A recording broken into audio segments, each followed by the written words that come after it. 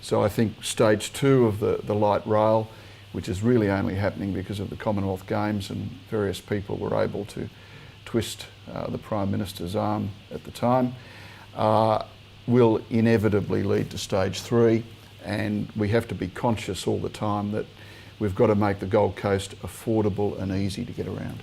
Well, I hope we have weather like this. I mean, this is stunning by any standard. Look, I think we because we live here, we all underestimate the place a bit. And it's when you go overseas and you come home, you realise that this is a very, very special part of the world. The Olympics, the Sydney Olympics, and Sydney went from, you know, people get out of the, you know, driving cars abusing you, to, mate, they'd pull over in the middle of the road and let you cross the road. And I feel that happening here. There's a real community feel happening, whether, it doesn't matter what nationality you are, what race you are, there seems to be that happening. And I can speak from the north, I live at Runaway Bay, and I feel that at Runaway Bay, whether you're at the Leagues Club, the Sports Centre, the Soccer Club, at the shopping centre, you know, you can walk down there and most people say g'day to you, which is different to other cities. And if you're jogging down here, most people nod and say, if you say g'day, they say g'day back. Rarely you get someone that ignores you.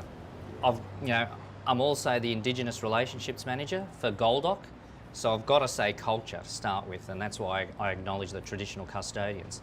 There's this hidden bubble at the moment with the Aboriginal culture that wants to come up. And then finally, it's the people.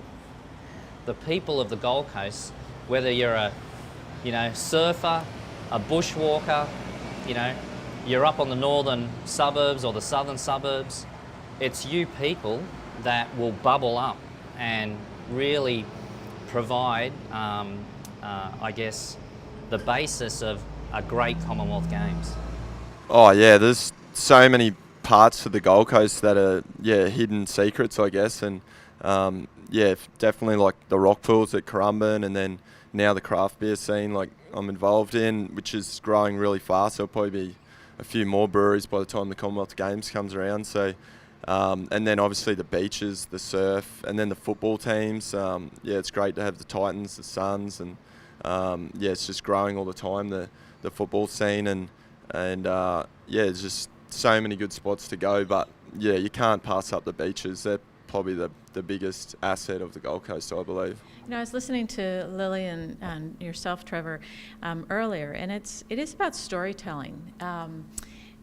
Each one of you here in this room have something that makes your heart go a little pitter-patter, and hopefully you're working in an environment that allows you to bring that to life.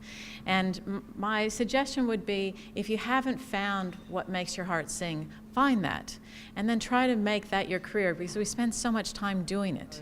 I live on the Gold Coast. You should live on the Gold Coast too. It's amazing, you know. It's the lifestyle. I'm sure you guys have talked about all this stuff. In some respects, it's sort of embarrassing because we're all a little bit repetitive, aren't we? It's the lifestyle. And yes, it can be occasionally more difficult when tourists come in the high season. But I mean, just the other day, it was the last day of the school holidays, and my daughter and I were down at the beach, and I said, look at all these people, darling. They're all just soaking it in while they can because they've got to leave. But we live here. And we can just do this every day. And more I kind of think, you've got to remind yourself to do those sorts of things every day. Make sure you do go to the beach. Make sure you do get out, and if you love fishing, do fishing, or whatever it is that you love as part of the lifestyle. Don't get sucked into that, you know, let's pretend we live in Sydney or Brisbane and just be career people. Remember where we live and do it. So did I answer that?